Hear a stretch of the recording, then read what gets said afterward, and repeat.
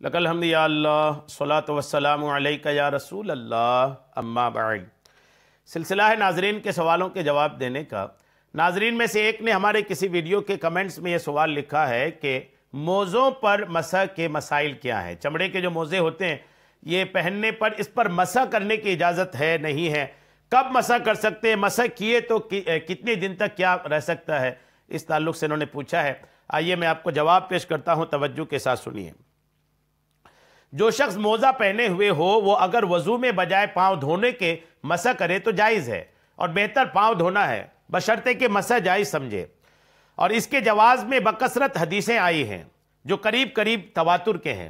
اس لیے امام کرخی رحمت اللہ علیہ فرماتے کہ جو اس کو جائز نہ جانے اس کے کافر ہو جانے کا اندیشہ ہے۔ امام شیخ الاسلام فرماتے کہ جو اسے جائز نہ مانے وہ گمراہ ہے۔ ہمارے امام اعظم امام رضی اللہ تعالی عنہ سے اہل سنت والجماعت کی علامت دریافت کی گئی تو آپ نے فرمایا کہ امیر المومنین ابو بکر صدیق اور امیر المومنین فاروق اعظم رضی اللہ تعالی عنہما کو تمام صحابہ سے بزرگ جاننا، اور عثمان غنی اور امیر المومنین علی مرتضیٰ سے محبت رکھنا اور موزوں پر مسح کرنا، یہ اہل سنت کی پہچان ہے۔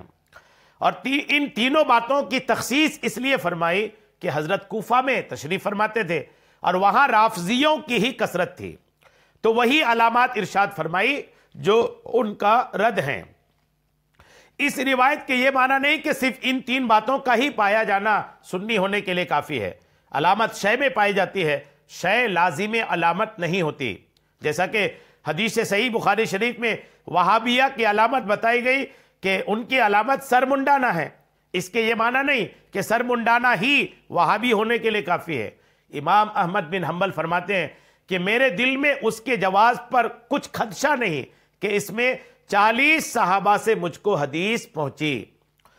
جس پر غسل فرض ہے وہ موزوں پر مسح نہیں کر سکتا۔ یاد رکھیے، عورتیں بھی مسح کر سکتی ہیں۔ مسح کے لیے چند شرطیں ہیں۔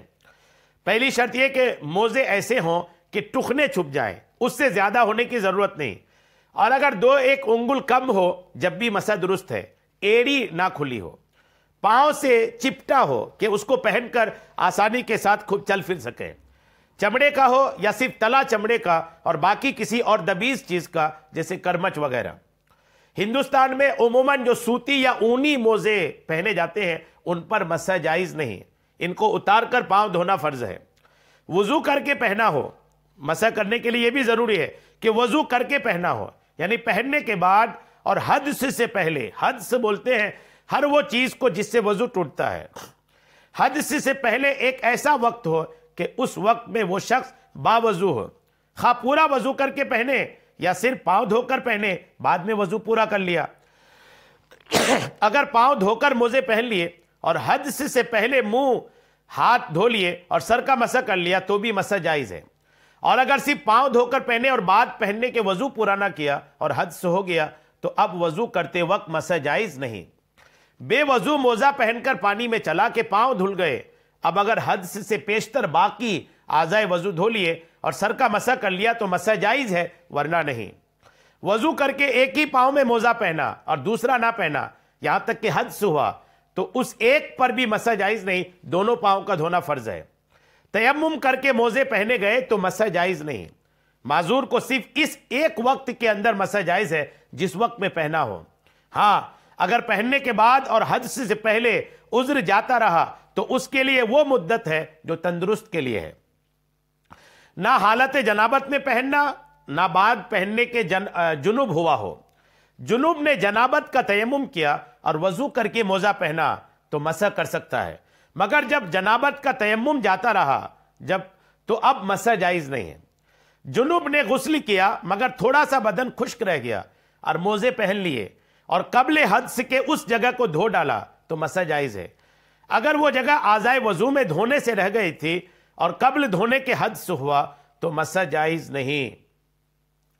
مدت کے اندر ہو اور اس کی مدت مقیم کے لیے، گھر میں رہنے والے کے لیے 1 دن 1 رات ہے، اور مسافر کے واسطے 3 دن اور 3 راتیں۔ موزہ پہننے کے بعد پہلی مرتبہ جو حدث ہوا اس وقت سے مدت کا شمار ہے۔ مثلا صبح کے وقت موزہ پہنا اور ظہر کے وقت پہلی بار حدث ہوا تو مقیم دوسرے دن کی ظہر تک مسح کرے اور مسافر چوتھے دن کی ظہر تک۔ مقیم کو ایک دن رات پورا نہ ہوا تھا کہ سفر کیا تو اب ابتدائے حد سے 3 دن 3 راتوں تک مسح کر سکتا ہے، اور مسافر نے اقامت کی نیت کر لی تو اگر 1 دن رات پورا کر چکا ہے مسح جاتا رہا اور پاؤں دھونا فرض ہو گیا، اور نماز میں تھا تو نماز جاتی رہی، اور اگر 24 گھنٹے پورے نہ ہوئے تو جتنا باقی ہے پورا کر لے۔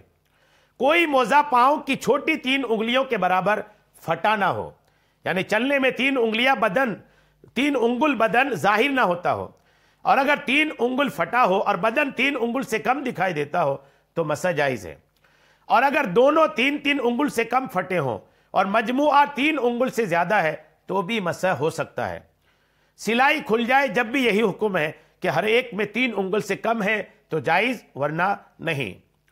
موزہ پھٹ گیا یا سیون کھل گئی اور ویسے پہنے رہنے کی حالت میں 3 انگل پاؤں ظاہر نہیں ہوتا مگر چلنے میں 3 انگل دکھائی دے تو اس پر مسح جائز نہیں۔ ایسی جگہ پھٹا یا سیون کھلی کہ انگلیاں خود دکھائی دیں تو چھوٹی بڑی کا اعتبار نہیں بلکہ 3 انگلیاں ظاہر ہوں۔ ایک موزہ چند جگہ کم سے کم اتنا پھٹ گیا ہو کہ اس میں سوتالی جا سکے اور ان سب کا مجموعہ 3 انگل سے کم ہے تو مسح جائز ہے، ورنہ نہیں۔ ٹخنے سے اوپر کتنا ہی پھٹا ہو اس کا اعتبار نہیں ہے۔ یہ سارے مسائل بار شریعت جلد اول حصہ دوم صفحہ نمبر 363 سے 366 کے بیچ میں لکھا ہے۔ اللہ کریم ہم سب کو شریعت کے مسائل سیکھنے سمجھنے اور اس پر عمل کی توفیق عطا فرمائے، آمین بجاہ النبی الامین صلی اللہ تعالی علیہ وسلم۔